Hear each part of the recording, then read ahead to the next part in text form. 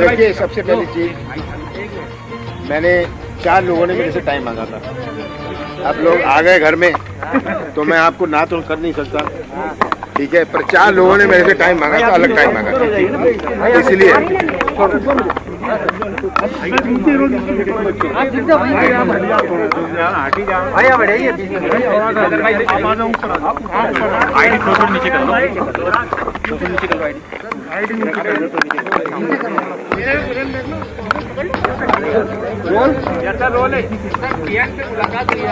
छोड़ो यार। सर, बड़ी बैठक है। हाँ, बड़ी बैठक आयोजित की गई है। मैं पिछले 4 महीनों में अपना पूरा समय लगाया है कि अपना संगठन मजबूत है। हम जानते हैं कि हमारा मुकाबला भारतीय जनता पार्टी के संगठन से है, भारतीय जनता पार्टी की उपलब्धियों से नहीं है, उनकी कोई उपलब्धि नहीं है। ये चुनाव मैं इसे उपचुनाव नहीं मानता, ये आम चुनाव नहीं है, ये चुनाव मध्य प्रदेश के भविष्य का है।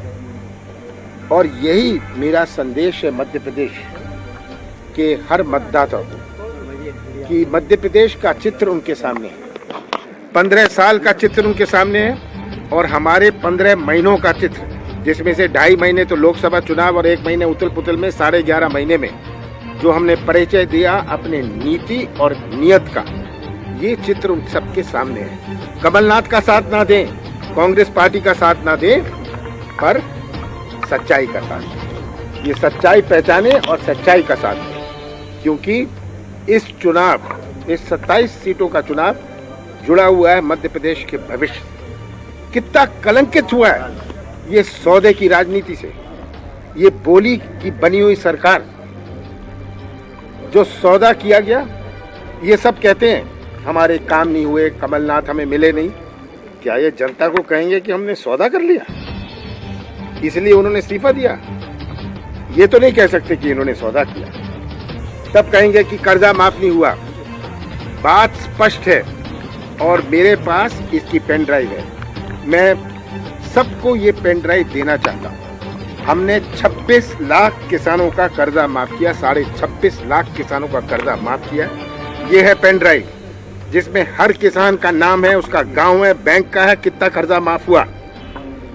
और लोग आरोप लगाएंगे, अभी ग्वालियर में बड़े बड़े भाषण हुए, जिन्होंने खुद कर्जा माफ के कार्यक्रम किए, वो कहते हैं कर्जा माफ नहीं हुआ इसलिए हमने कांग्रेस छोड़ दी। ये झूठ की राजनीति, मीडिया की राजनीति, ये अब अपने प्रदेश में चलने वाली है।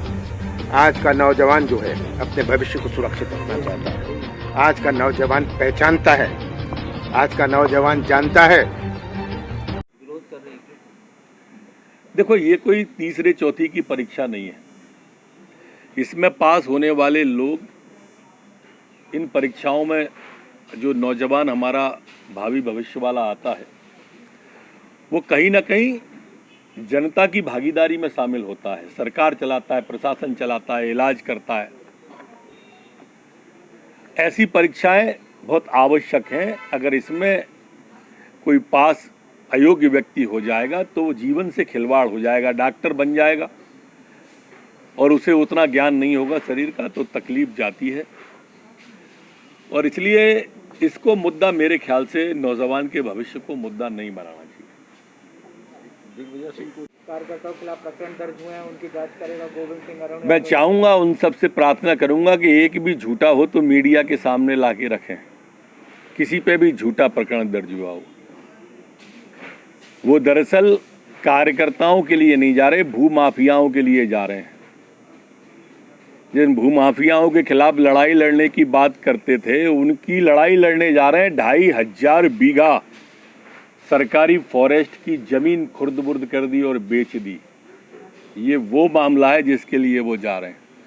उन लोगों के लिए जा रहे हैं जो बिसलरी का पानी लोगों को जहर बना के बेचते थे, उनके लिए वो जा रहे हैं। और उन दोनों के बारे में भी अगर झूठा है तो जरूर मीडिया के सामने रख दें, हम तो उसी को सच मान लेंगे जो वो रखेंगे।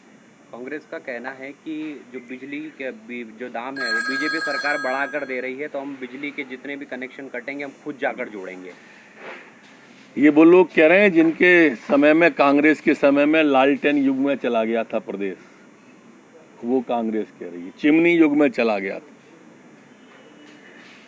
हमारे मुख्यमंत्री शिवराज सिंह जी ने संबल योजना लागू कर दी, और आपने भी देखा होगा जो बिल 200 था 100 किया, 400 का 200 किया, सब आपके सामने आ गया है। ये जो बैकलॉग है, जो लॉकडाउन के पीरियड का है, जब लॉकडाउन के पीरियड में निर्बाध विद्युत की सप्लाई जारी रही, उन 3 महीने में बिल नहीं आया है, उसके बारे में भी कहा है कि वो समायोजित होगा। ये भी कहा है कि इस तरह का गरीब को कोई बिल नहीं भरना पड़ेगा। सारी बातें आ चुकी हैं। अब ये लोग ट्विटर और पेपर पर ही कुछ कर सकते हैं। कांग्रेस के कई क्षेत्रीय नेताओं